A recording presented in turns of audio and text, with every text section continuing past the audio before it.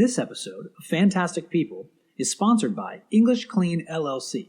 English Clean is your local, neighborhood-friendly cleaning service specializing in move-out and move-in home cleanings. If you are selling your home and need to give it the fresh look that sells, buying a home and want to move in to a freshly cleaned space, or moving out of an apartment you are required to leave clean, English Clean is the company for the task. They also offer regular bi-weekly or monthly cleanings with limited availability. Call 850-776-6566 or email englishcleanllc@gmail.com to schedule your cleaning appointment.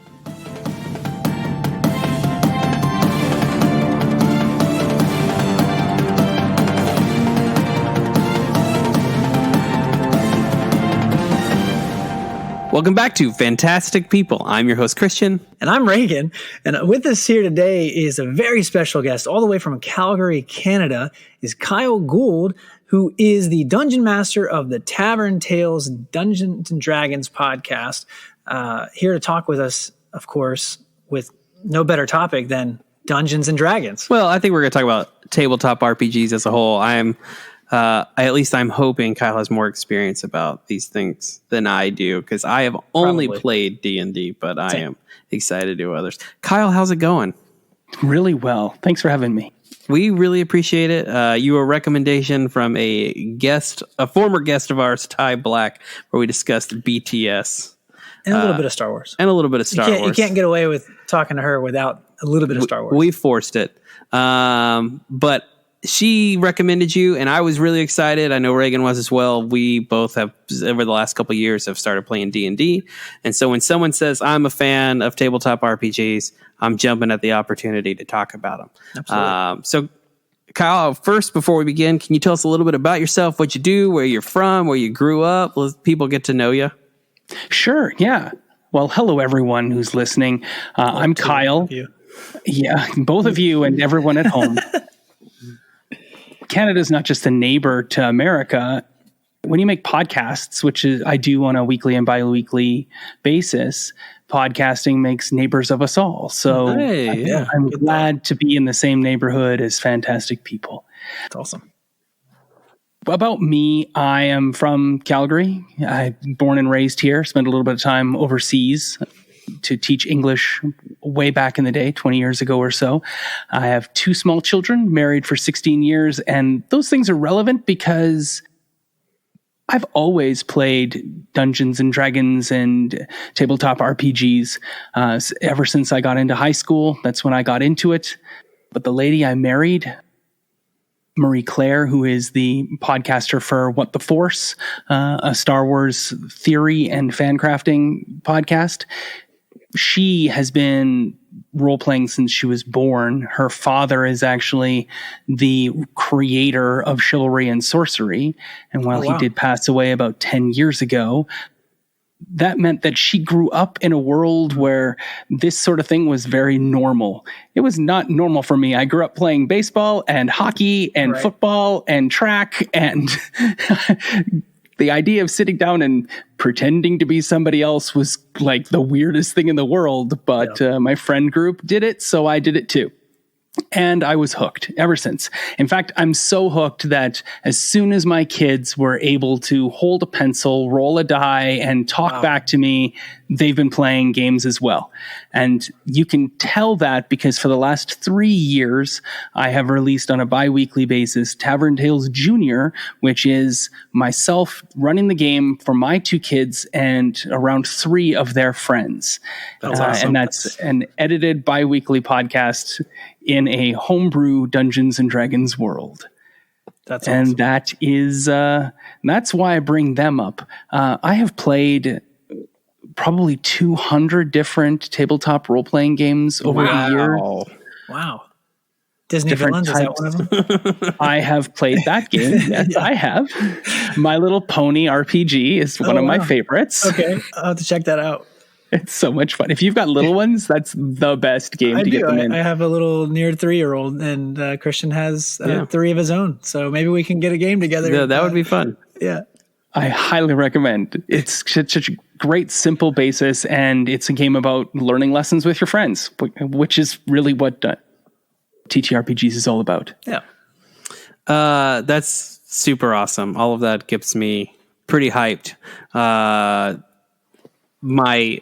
You kind of hint on this a little bit. My first question to you is, do you remember the first time you played? What was what mechanics were you playing with and stuff like that? What game was it? What was your first impression of, hey, we're sitting down here, we're rolling dice and we're role-playing characters? So I didn't ever play Dungeons and Dragons until I got married in 2004, and a friend of my wife's and mine gave us the box set of D&D 3.5 edition books. Wow. And so that's when we started playing Dungeons and Dragons for the first time. And the reason why is because my very large friend group of super nerds when I was in high school, all of them were brought together by their mutual hatred and despisement of Dungeons and Dragons. So I never got to play it, and I was surrounded by this anathema of it. And so I had a huge chip on my shoulder about D&D going into it in 2004. But my first game, I think, was played a decade earlier, 93, 94, 92, somewhere around there, in the summer months of my grade 10 year, as we had nothing to do over the summer, and my friends invited me over for weekends of Palladium. And the first character I ever made was a little baby dragon, because in the Palladium system, through rifts, you can play a baby dragon. And I thought that would be the coolest thing ever. It really wasn't, because I couldn't really talk to things, and I was a dragon in a world of people, but my friends were really supportive. And so that was awesome. My memorable first game, first character. That is awesome. Hearing you talk about it, especially like the kind of disgust with D&D, that reminds me a lot of me in high school, being a kid who was very curious about these things.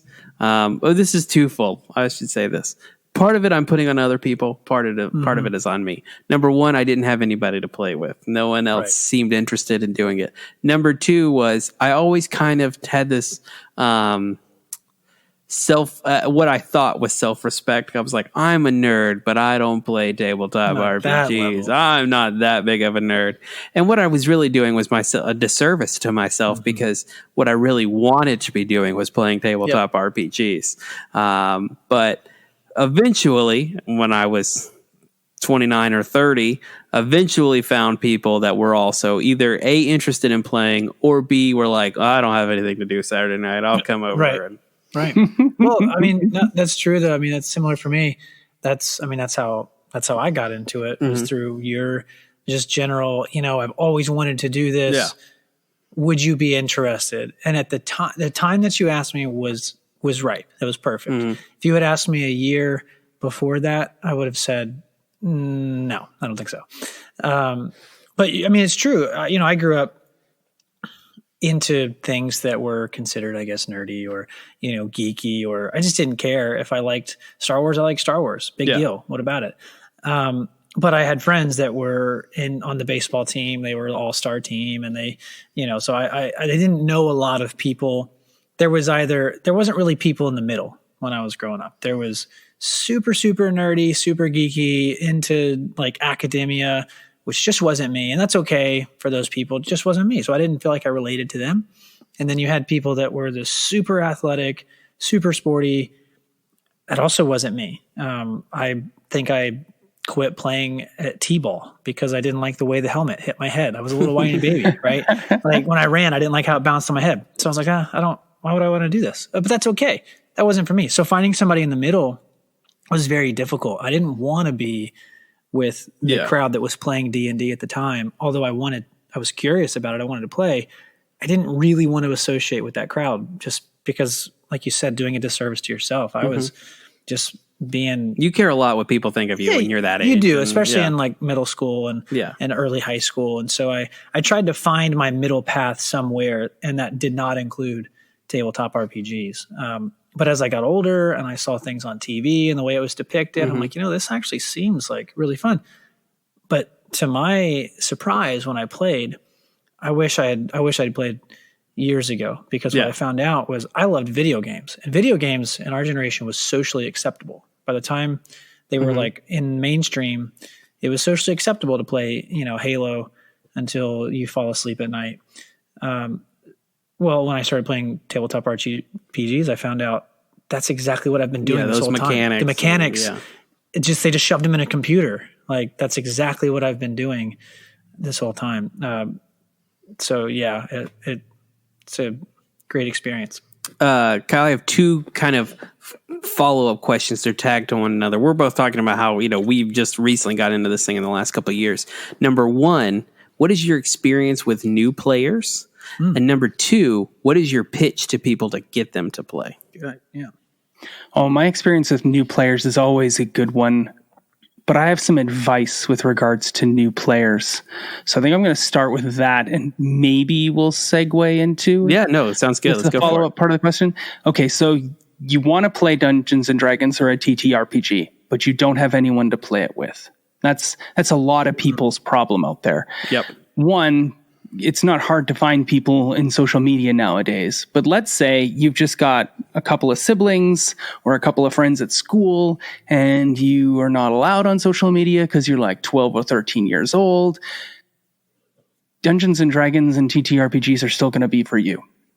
The first thing you need to do is tell your friends that it's kind of like acting and kind of like playing in a board game or like a video game, but it's all in the imagination, and it's not hard to get involved and get set up with it if you don't let the rules get in the way. Mm-hmm. So don't let the rules get in the way first and foremost. But secondly, once you've got that initial yes from a player, you want their experience to be a good one. And so you should always say yes to their ideas. You're like, hey, you're thinking about a character. And they're like, well, I really like Sailor Moon. You shouldn't tell them, you should play something other than Sailor Moon. Let them play Sailor Moon. If that's who they want to be, let them be Sailor Moon. The reason for that is if you say no to an idea or a suggestion, like you're in an improv game, as soon as you say no, you stop the forward progression of the plot. As soon as that happens, there are no more other ideas out there on the world. If they said, I'm kind of interested in Sailor Moon or Iron Man, you would give them a choice between the two. But if they're like, I'm interested in Sailor Moon, and you say no, now there's nothing in front of them. And that's wow. Daunting, because now they're feeling like any of the ideas and suggestions that they put forward will have that element of judgment associated with it. So when you have a new player, say yes to their ideas immediately. They want to play Sailor Moon? You bet. You want to have a giant cloud sword from Final Fantasy? Why not? Let's do that too. And you want to be the king of a country? Let's say yes to all of their offers, as outlandish as they can be, and as basic and as UGG-wearing, pumpkin latte drinking as it gets.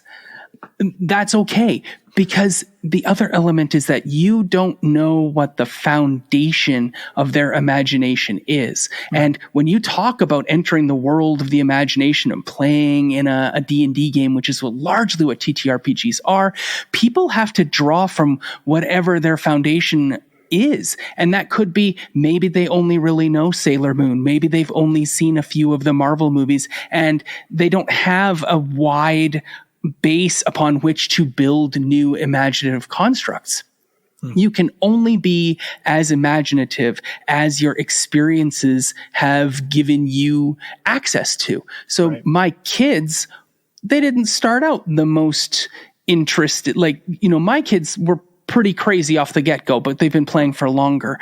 But one of the other kids, her name is Caitlin, when she first started playing, her character was modeled entirely after a secondary character from Miraculous Ladybug who she idolizes. Great character. And so she just wanted to play Volpina from Miraculous Ladybug, and so she made Volpina. And rather than say, let's try to dig into the world of Dungeons and Dragons here, I just said, yes, let's embrace it, let's move with it, let's see what we can build from that, because her foundation will grow over time.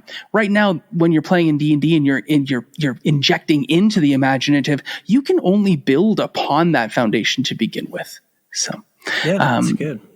Yeah. So on to the second part of your question, which was, just to rehash for the listeners at home and myself. If a person was like, never done it and seem uninterested, really what is the spirit at the heart of tabletop RPGs, and why should people do it? How would you convince them? Yeah, how would you convince them to do it? What about it are they going to fall in love with?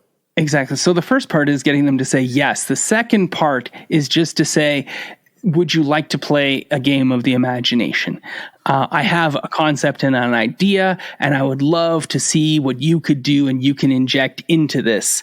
Are you free on a Saturday night to come over, have snacks, drink alcohol, and instead of playing a board game or watching a movie, you get to pretend to be somebody else for a little while, and I'll put that person through some challenges and we'll see how you succeed at them. I very rarely do I ever get anybody say who's a no nowadays. It's so invasive into pop culture that most people have heard of it and are at least a little tweaked in their interest of it. It may have been more difficult 20 years ago, to be honest. Sure. I think it's probably more popular now than it ever has been. Yeah. Well, and I think I feel bad calling it nerd culture or geek culture, but I feel like those are so prevalent, with, again, we've talked before on this podcast, the rise of the Marvel Cinematic Universe and Star Wars being relevant again. Anime movies and TV shows being relevant on Netflix. Like, those are so much in the mainstream of the media that we're being fed that now it's okay to like things like that, which isn't far off from tabletop RPGs. Yeah. I do want to follow up two things that you said, Kyle, that I thought were great. Well, my piece of advice is if you have a group of friends that all are interested in playing and no one has ever played before, I know it's and I say this as the person who did it. It's intimidating to be like, well, I'll DM it, but just take that step. You're just another player. It's just 5 or 6 players. Right? You're in a different role, and don't be afraid of the story your friends want to tell. You create the guidelines and be a part of it, but they are just as much involved in telling the story you're going to tell over the next 3 or 4 hours or whatever. And again, I know it's intimidating, but you're in control. So if you don't like a rule or understand a rule, you can make the rule up on the spot. It's fine. Because what's most important, and if you've ever read to people at home, if you've ever read a D&D book, like rule number 10 in all the list of rules is have fun. That's the most important thing.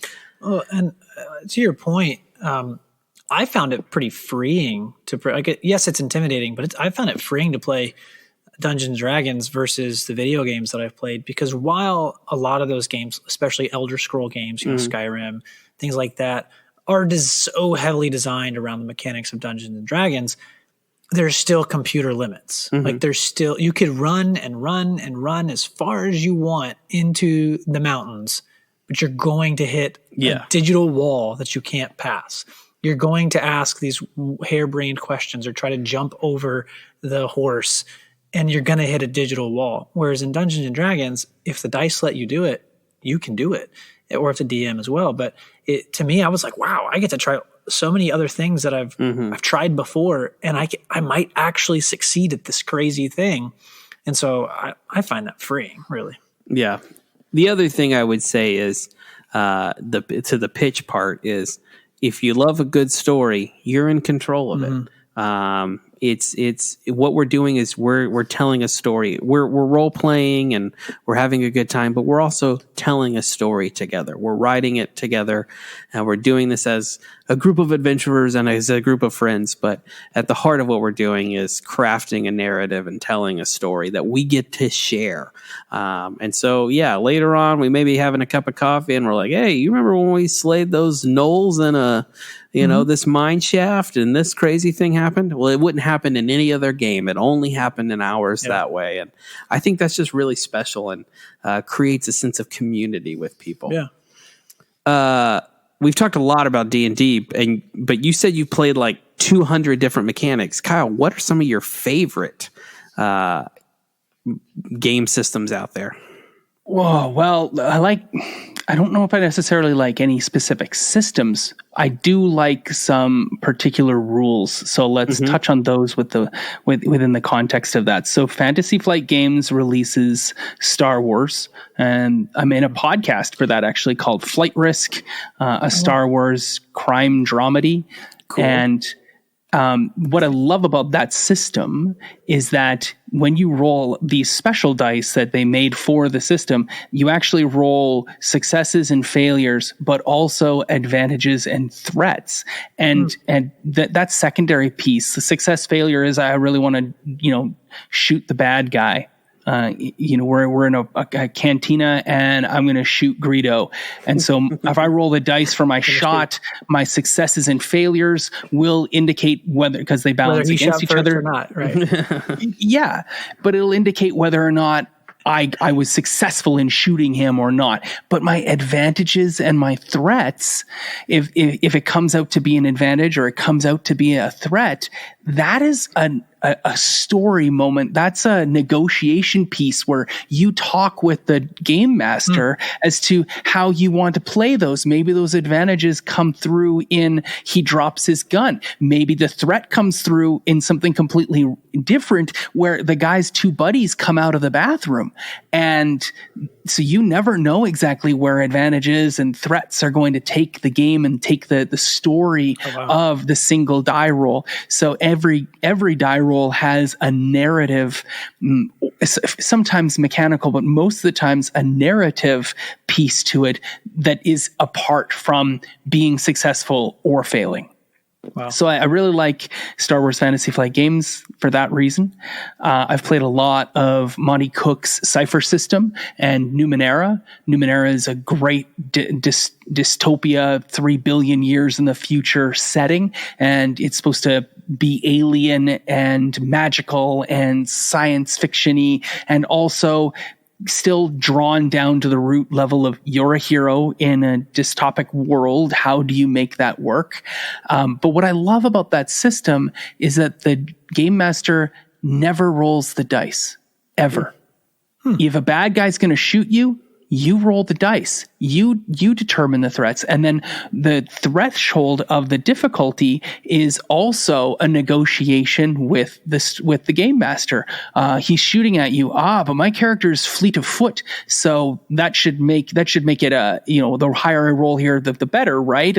If I roll a 15, and then it's based on thresholds, so you could lower the threshold difficulty of getting shot by being fleet of foot or by having armor. And there are certain mechanics that play into that, but it's constantly a conversation. And what's great is the game master never sits behind a screen. They sit there with you at the table because there's no need for them to roll a die in secret. So that's pretty cool in regards to that system. I've mentioned how much I love My Little Pony because the system is entirely built on being friends and learning lessons. And another one, what is it called? Take That Evil? I think it's another Monty Cook game. It's quite good. No Thank You Evil, and that's also another great game to play with kids. The dice system is really simple. Again, only the players make the dice rolls, and it's really fun and easygoing, lighthearted, sort of not too crunchy game for kids. Also, awesome. Those are some big ones off the top of my head. Those are definitely good ones. I really like the mechanic on the second one. You were talking about how the DM's not rolling and it's a negotiation based on skills. That's really interesting, and I think would be fun to play. You're giving me ideas of things I want to try out. It's funny.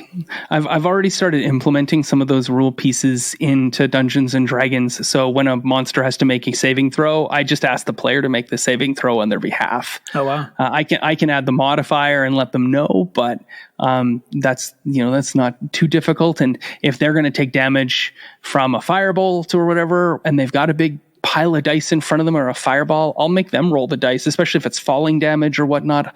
That just puts more activity on the player's part. I find in a game gives them more to be interested in. The worst thing ever is for them to cast fireball and then the dungeon master rolls all these dice behind the screen and looks pensive and thoughtful. Most people just start drawing a picture or playing on their phone.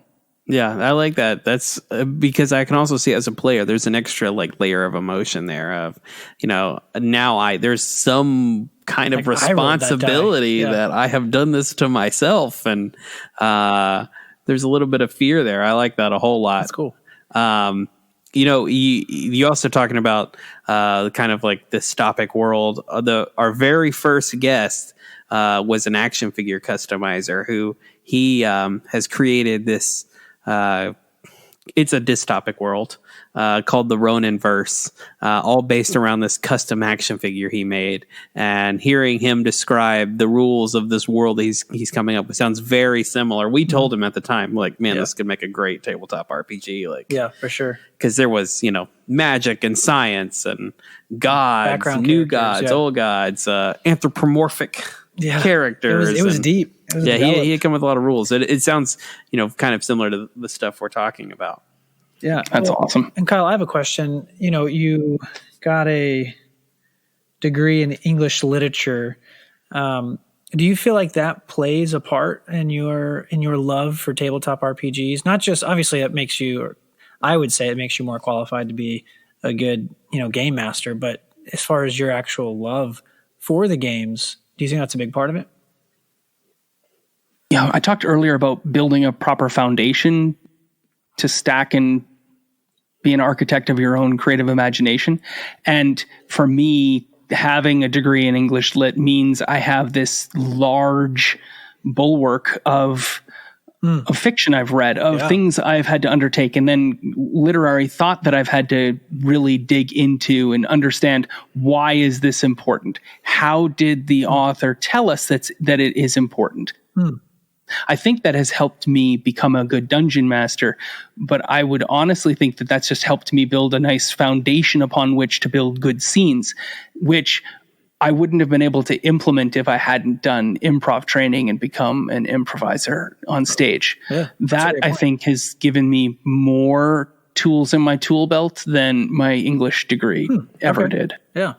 What's funny is playing D&D has made me want to do improv. Yep. Having those interactions like on the fly and stuff, I was like, I really actually enjoy this. Like, I would kind of want to try this as an actual hobby or something like that. I wish we had a more established improv scene here in town. Yeah. We sort of did. It may still be out there. If any of our listeners probably isn't now. But well, no, you're right. Not right now. But if any of our listeners are out there that are a part of it, reach out to us and let us know. Because I agree. I feel like that's something that we should have more of as an outlet. Yeah. And Dungeons and Dragons is a great outlet for that, but it also is a very specific kind. Mm-hmm. So I think something that I've been kind of like just stewing in the back of my brain as we're talking about a lot of this. You're talking about, saying yes to people or incorporating different mechanics of different games into your game. I think, and I'd be curious to hear your thoughts, Kyle, as well on this, is one of the most interesting things about D&D is that it doesn't have to be traditional fantasy. It can be a lot of different things. It can be, and it's the story you want to tell. I know Reagan and I both have listened through Critical Role. Reagan is on the second campaign right now. And one of the things I told him before starting that was it's not like high fantasy like the first campaign was. It's very much more this world that Matt Mercer kind of wants to tell using the rules of Dungeons and Dragons. And so I personally, that's a huge appeal and draw to me. So hearing you talk about, saying yes to players, you want to play, you want your character modeled after Sailor Moon. That's awesome. Let's do that. How do we incorporate that in the story? That doesn't have to look like a Tolkien verse. That can look like whatever you want it to look like. So what have been your experiences, I guess, with, and do you think that D&D is strictly for fans of fantasy, or do you think it can be more than that depending on the players? It's always going to be more than that, because as soon as players come together, they've got their own ideas, their own ways they want to drive things. And so D&D is always going to be more than that. But I think that it functions best in that classic pastoral fantastical setting. The rules, the magic systems, all of the literature that they've published for it, it's all connected to it. And it's a great gateway game. It's like Ticket to Ride. or Carcassonne. Yeah. It's a great gateway into role playing because everything's already there and everything's on the internet, and there's multiple different ways to build a character sheet, and you can just drop into D&D Beyond and it'll do the numbers for you. You just have to click athletics, and now it makes your athletics check for you. So there's lots of wonderful things that are already set up in the system for it to do what it needs to do.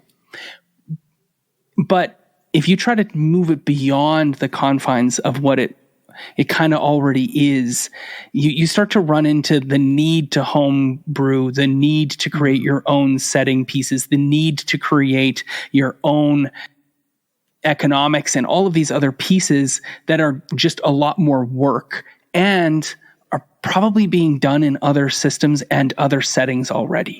A case in point is one of the most popular, the best-selling modules for 5th edition is the Curse of Strahd, which is a horror setting where you go in and you face off against a vampire, and it's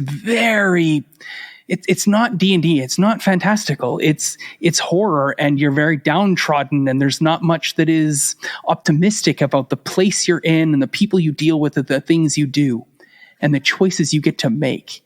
And it's a rough setting, and it's hard to really, it feels like D&D and it have just been jammed together, like a package you ordered and it came from overseas, and you're like, what did they do to my box?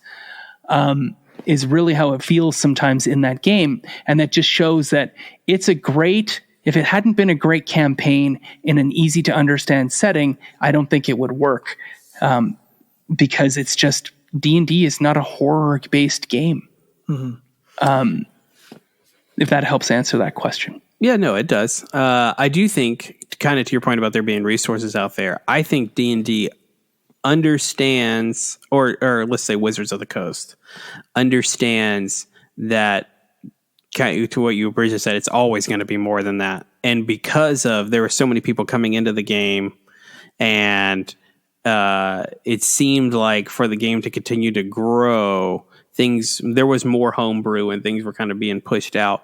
They've really tried to put out a lot of content that I feel like does kind of expand this thing. So whether it be the Critical Role book last year, Mystic Odyssey of Theros, which was a Greek kind of pantheon campaign setting earlier this year, or even Tasha's Cauldron of Everything, which just came out on Tuesday, which has like Artificer and guns and so they're trying to put out content, it feels like, to keep up with this growing, expanding type of thing.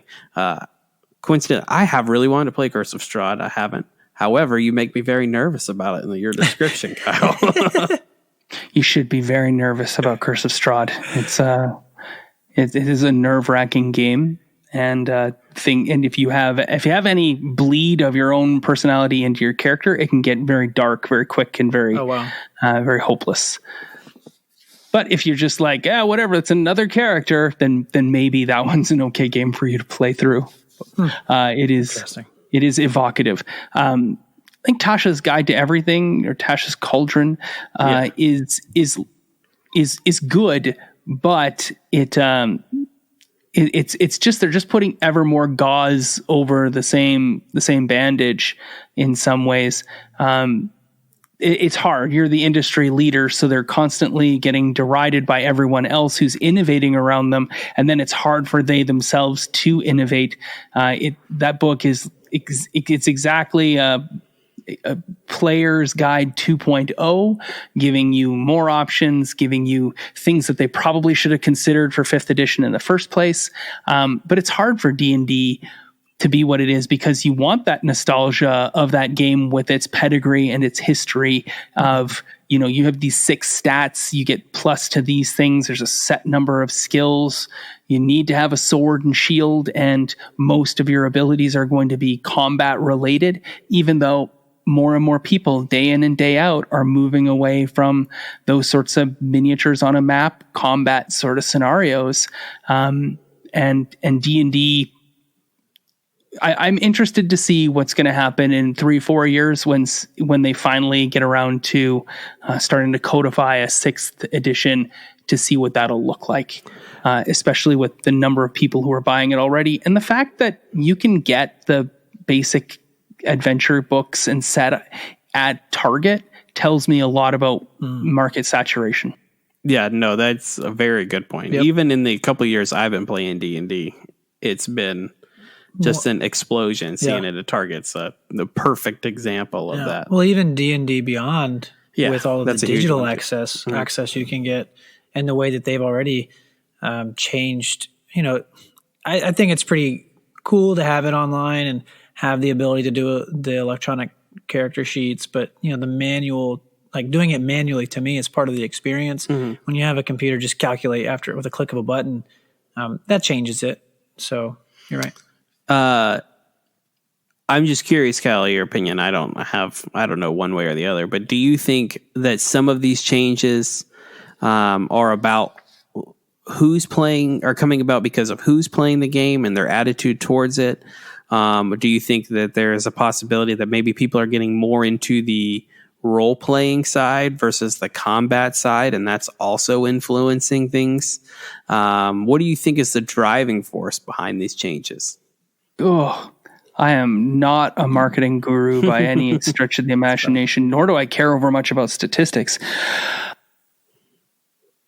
There's 2 very vocal groups on the internet, one of which basically ruined the Rise of Skywalker. And I think they have a large hand in maintaining that old school, the old style, the crunchy element of Dungeons and Dragons. And I think that Wizards of the Coast is very sensitive to that group because they do have a lot of financial power. They're the guys that are in their 40s to 60s, and they're the ones who have a whole bunch of extra liquid capital that Wizards of the Coast is counting on year over year to pick up their materials and buy their miniatures and add to their collections. But there's a larger force, a larger group that is growing every day of younger, like-minded people that want to see fair equity, more diverse stories from more diverse storytellers. And I think that group just doesn't have the capital to really support businesses making those massive changes. And it'll be interesting to see that as the former group passes on, and moves away or literally dies in some cases, that the younger group will start to have more of a say, and that younger group will start to get hired into the organizations like Wizards to start building change from within. So with that, in that end, I think Wizards is just trying to toe the line between things that they think are going to appeal to both parties. It's a good thought. Well, and the younger group, as they get older, will have their own liquid capital to start to be able to support it and actually buy the materials. You got to be so careful, because as that group becomes the next set of 40-year-olds and 50-year-olds who are now in charge of media content and in charge of making things, are you going to be a She-Ra where you take something that is loved by one group and you turn it into something that is now loved by everyone? Yeah. Or are you going to go the way of that which we've all forgotten, like those things were huge when we were kids and will never come about again? And I think G.I. Joe would be a great example of that, because it'll probably never return, because I just don't think that anyone's willing to take on that ownership of that, because of the way it was handled and the way Hasbro and Mattel deal with things. Wasn't it? I mean, maybe I'm wrong, but wasn't it? I mean, Dungeons and Dragons wasn't it? I mean, I feel like it was kind of similar to that. It's already gone through that once. I feel like it kind of fell to the background, and you would see it in like comedy shows and things where it was sort of made fun. And then all of a sudden in the last 2 to 5 years has exploded and is now a pop culture, centerpiece. So that all starts with podcasting. because that's where these improvised games that were done by professional improvisers and professional voice actors started to take off. And you've got 3 great examples of that, with a group of voice actors who are all character driven, with a dungeon master who is sensitive to character dynamics and most interested in seeing characters played out in front of him in Critical Role. As well, at the same time, another podcast that was just as huge but died off too quickly, called Crit Juice, was a group of improvisers. They were all down in California, part of the Groundlings, and they were all skit writers. They started playing a game together, and they started putting out their podcast on a weekly or bi-weekly thing that drifted off after 3 years. But their podcast was huge for the longest time as well. And then you've got Adventure Zone, which is a group of skit writing brothers, a family. They're all in the entertainment business. And so when you've got people who are of a professional caliber and professional quality putting out something that just feels like they're making it up in the moment, and it doesn't require that foundational level of support that is so diverse and so broad, so, it's wide and long as it is deep, then people feel like, oh, I could do that too. Right. Like you were saying here, you're like, I've been playing Dungeons and Dragons and I'm playing this character and I had a really good moment in a scene here with my buddy. I'd love to try some improv because that felt like improv. Like, let's go do that. And I fully think you should. But it's another thing to see those guys in the screens and the edited podcasts and the finished product come out, and everybody feels like, oh, I'd love to be able to do that too. And I think that that's what Critical Role has done, is given hundreds of thousands of people the motivation to do that too, and jump in and play as well. So Adventure Zones, your Critical Roles, those podcasts are the epitome of what any other podcast would ever dream to achieve. And it's allowed for a greater market share because now we've got Twitch streams of role-playing games where it's today's Thursday. So I don't doubt 75,000 people are about to tune into Critical Role in 2 hours. I'm one of them. And it's amazing to think that this is it's event programming, the likes of Thursday Night Football. Yeah, it's pretty incredible. And this is kind of the point I guess I was trying to make earlier, which is that there is a lot of individuality in it, and I think that is a good thing because, like you're talking about, I love both Adventure Zone and Critical Role. I haven't done Adventure Zone yet, but I've heard you talk about it a lot. Yeah, I've listened to the entirety of all of them. I mean, obviously, Critical Role is ongoing, but they scratch completely different itches, even though they're both Dungeons and Dragons podcasts. I mean, they're just, and the individuality of the players shines through, and their goals shine through. I think Adventure Zone tells a really fun narrative, and I actually don't think it gets enough credit for the story that it tells. But those guys are just real fun to listen to. Like, it's just they are a family, and that shines through. It's they're brothers and their dad, and that is apparent. And I like participating in that time with them. And then like Critical Role, where it's people trying to be thespians while playing Dungeons and Dragons. And again, I like that a whole lot. But the true gift, and this, I think Kyle's, I don't want to speak for you, but I think that's what you're saying is, it's encouraged a lot of people to pick it up and try it out and play it. And that's what's really most important, because these things they're really great. And I'm glad to see it being shared in the masses. Yeah, it's definitely scratching a cultural storytelling oral tradition itch that video games and a lot of other things are not. And in a world where we get so little social interaction and so little opportunity to engage in, dare I say, character development, there's literally nothing better than that. There are so many. My wife and I have LARPed Vampire the Masquerade and Werewolf and a bunch of White Wolf games over the years. And she said that playing in those games and going through those circumstances and situations that we did has made me a better business person and has given me a better outlook on how to problem solve for myself. And I think that that's one of the amazing things that TTRPGs can do is give you opportunity to explore responding to situations in different ways. That's great. Go ahead. And I liken that to a lot of, there's a, down in Texas of all states, there was a system that was put in place where prisoners, where people who were convicted of felonies and crimes, I mean, not super huge ones, but that were going to serve jail time, instead or in lieu of that jail time, they had to commit to a weekly book group. And that book group would then pick a novel and have to read it over the course of that week, and then they would have to sit down and discuss it.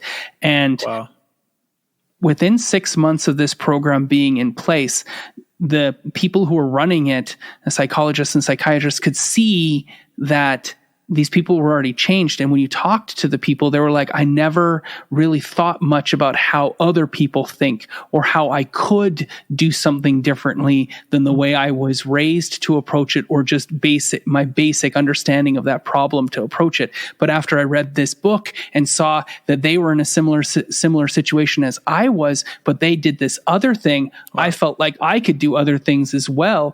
And it was very sad that program then got discontinued while with this categorical change happening in the people that were involved in it. Wow. Yeah. That's I mean, awesome. I experienced that literally firsthand, and that all of that was literally. Yeah, that was amazing. I've never heard anyone like explain that way. I had a friend in high school who struggled, I'm not sure how Canada does it, but we have this evil thing here in America called standardized testing. And really smart dude really struggled with reading comprehension. And I was like, hey, look, I know you don't like to read. You like a challenge. Try this book. Like, I know the schools keep telling you your reading level is this, and this isn't a recommended book or whatever. I was like, just give it a shot. It's difficult. It'll take you some time. Read it over the summer. Came in the next year. He consistently kept failing the reading comprehension. First time taking it, passed. Wow. Because he found a book that it showed him kind of, like different ways to think and problem solve and experience life in a different way. And instead of it being a chore, he was engaged by it. And, 100%. I think both literature and, like we're talking about, tabletop RPGs can offer something that maybe our schools aren't providing right now, or certainly home lives aren't always providing. And particularly with tabletop RPGs, you're given the opportunity to do something with zero consequence to real life. Yeah.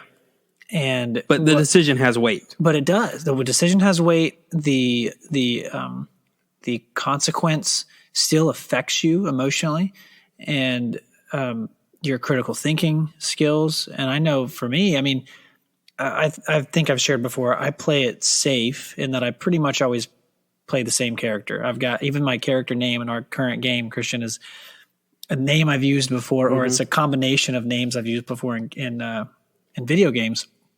And I'll play the thief, the rogue, the sort of the scoundrel character, because that's as bad as it may sound, that's an outlet for me to be able to flex those parts of my personality or character without the actual consequences of literally going to jail or literally harming somebody, and learning about myself through doing that. I'm like, oh, maybe I am a pretty terrible guy on the inside, but it gets it out. And then, in real life, I'm aware of those parts of my personality and can choose to do better in real life.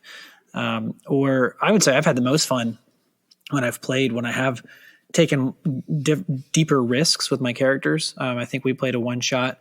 We've had to play a couple of one shots because the way that our group functions, where I chose to be I think I was a barbarian of some kind. I was just the big brute, dumb idiot fighter.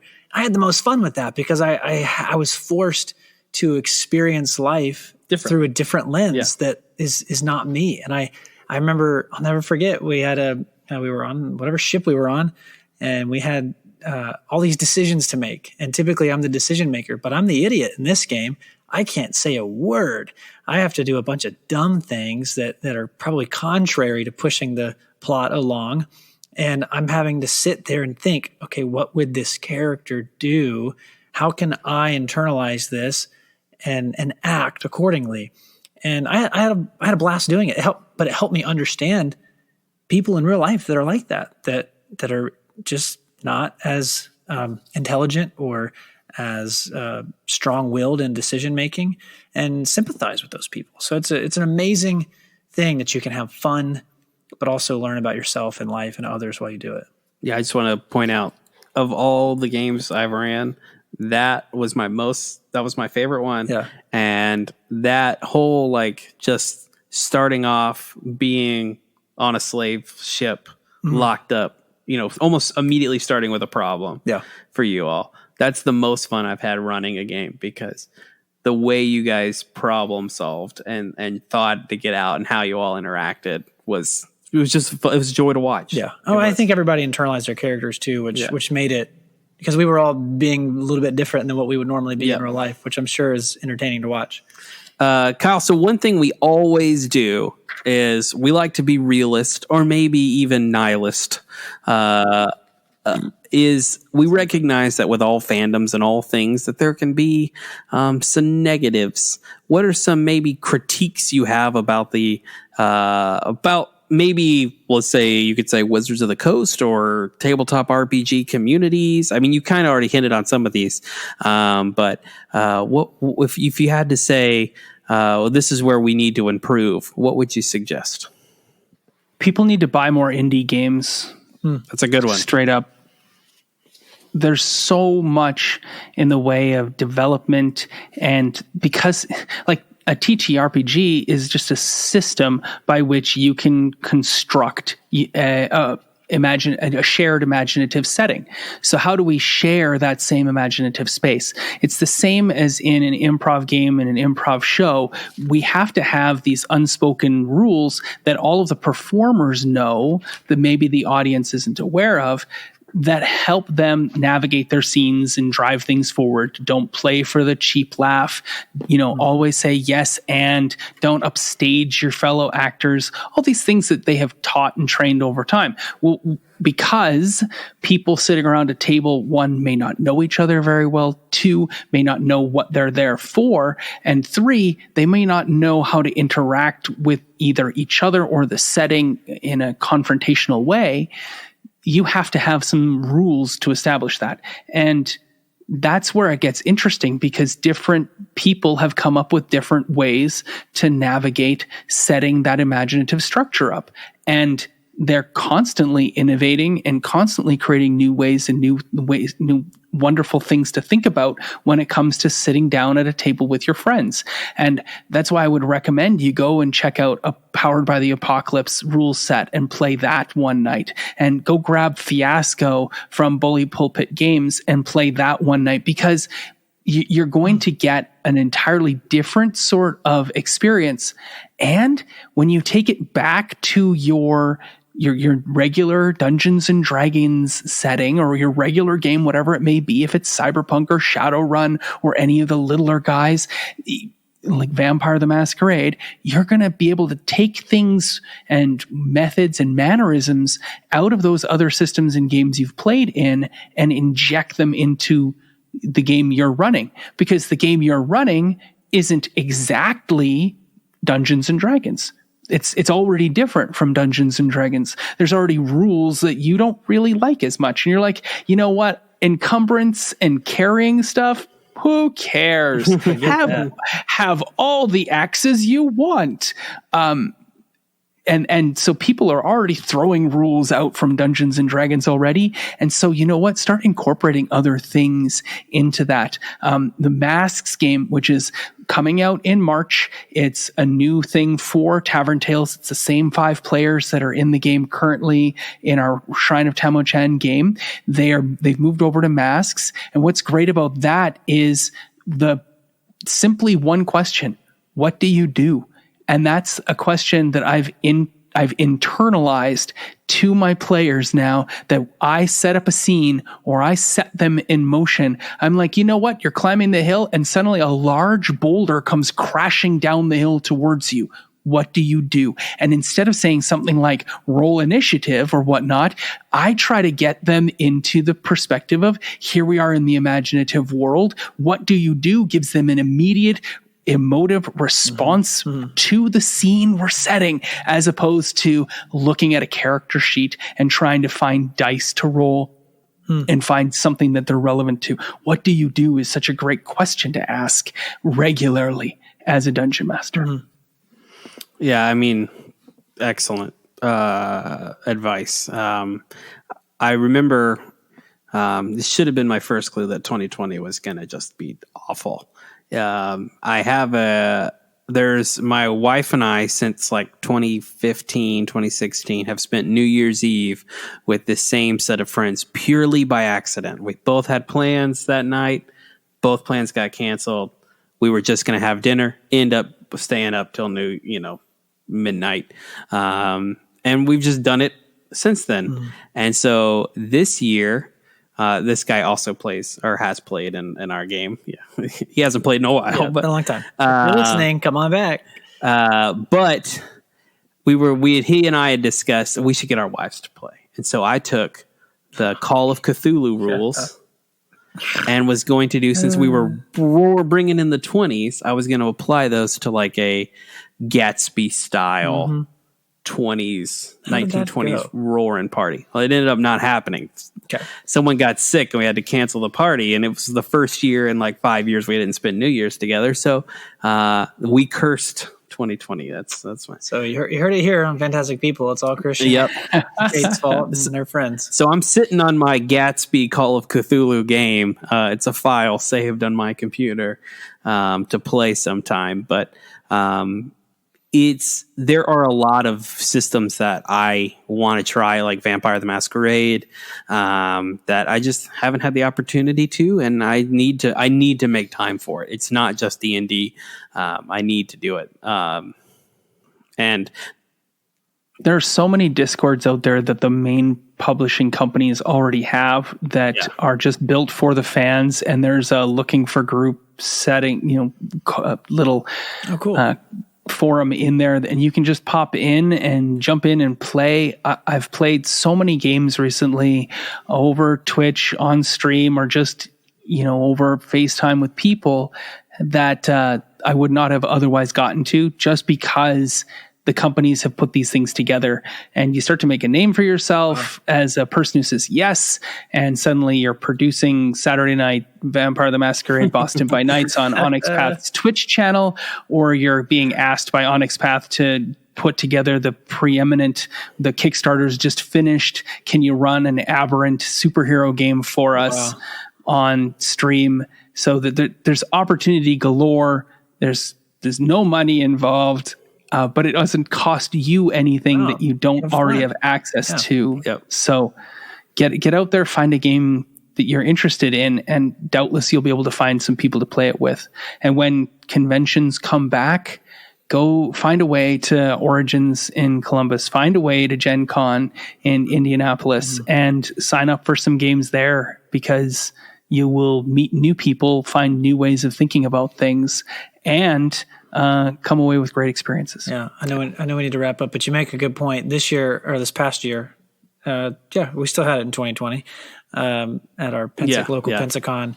I think we did. We walked in to the tabletop area, we looked around, we kind of thought, and then we walked out, because it was very intimidating. But that's the first time I've ever stepped a room or foot in one of those kinds of rooms before, and we should go next time and sit down and just maybe give it an hour or two.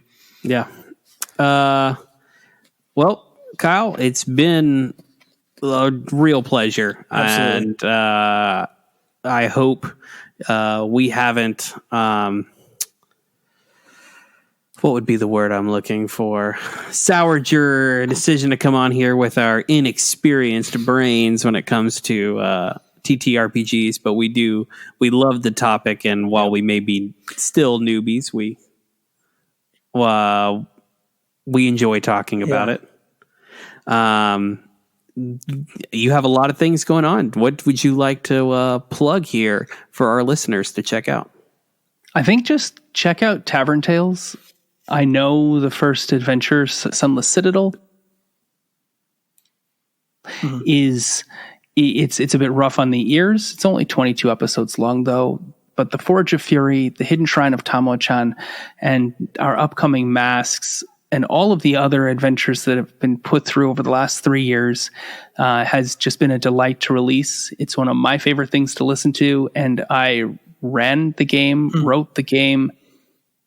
Largely, I then edited the podcast, and I'm still listening to it afterwards. I think there's some delightful opportunities in there, and it just needs to find a new audience that is interested in something that's not the Adventure Zone or Critical Role. Yeah. Tavern Tales Junior is a great way to get younger people involved because it's kids playing Dungeons and Dragons and making crazy, wonderful, unique choices that only kids would make. And that's also a delight too, and it comes out every other week wherever podcasts can be found. You said you wrote Tavern Tales. If I'm correct, it's like if I remember from the little bit that I've listened to, it's like it's in the past, right? You're looking back. So is that the part you're saying you wrote, like this concept of narrating the past? Yeah. So what is Tavern Tales? Tavern Tales it was initially started as a way to get some friends who had never played Dungeons and Dragons and TTRPGs before together and have some fun. Everybody had such a good time. I said, well, I'd love to start a podcast. Would you like to record with it? And so my friends Paige and Aaron, who'd never really played before, joined my wife, myself, and then there's been a couple of other people that have joined us. And there's 6 total. We all sit around the table. We're going through the dungeons of the Tales from the Yawning Portal, which was released in 2017, and we started right away. And I say I wrote because it doesn't give the Tales from the Yawning Portal is just a bunch of dungeons. It doesn't give you, why are they there? What are they doing there? Who are the people they interact with? And so I'm making a lot of those dramatic decisions, those written decisions about what is this character like? What is their motivation? What do they want? How will they work against or towards or with the party, as it were? And then building the world around it. Okay. So, I mean, it's inspired by and drawn from those dungeons. And then weaving the stories of the dungeons together to one big story. Well, yeah, each dungeon is its own encapsulated story told by a storyteller. Okay. And the storyteller's at a bar, and I start every single game off this way, where the storyteller says, this is what was going on. Okay. And then a character says something, and then I turn that over to a player to speak. And then I'm like, okay, let's go into the adventure itself. We're going to play the game now. Mm-hmm. And what's great about the way I run the game is that I give players, when they inspire me or they're funny or they do something that's really, really, really strongly character driven, I'll give them something called a story mote, which normally would function as you've got advantage, or you can roll for inspiration in the game. What they can do is they can spend them to change the story, and then they have the authority to become a person who's listening to the tale in the tavern, and they can stop the storyteller and they can say, you know what, Mr. Storyteller, that didn't happen that way. I distinctly remember there being a chandelier in the building. So when he went to jump off the second floor down into the bar room below, he grabbed onto the chandelier and swung across. Oh, wow. And then they get to do a new character voice for the patron at the bar. And then sometimes there's some arguing back and forth because that makes it funny. And then they spend the gem. The new thing is injected into the world at large. That's cool. And they have some betterment and benefit from it. That's cool. I like that. I have ran Tomb of Horrors out of Tales from the Yawning Portal. You played in it. Yeah, okay. That makes sense. But yeah, no, Kyle, thanks for joining us, man. It was awesome. Yeah. Thank you for listening to Fantastic People. Please rate and subscribe wherever you find your podcast, and follow us on social media. That's at Fantastic People Pod on Facebook, at Fantastic_People Pod on Instagram, and at Fantastic People, no E, on Twitter.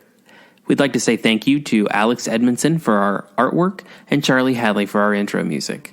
We hope to see you guys next time. Thanks for listening.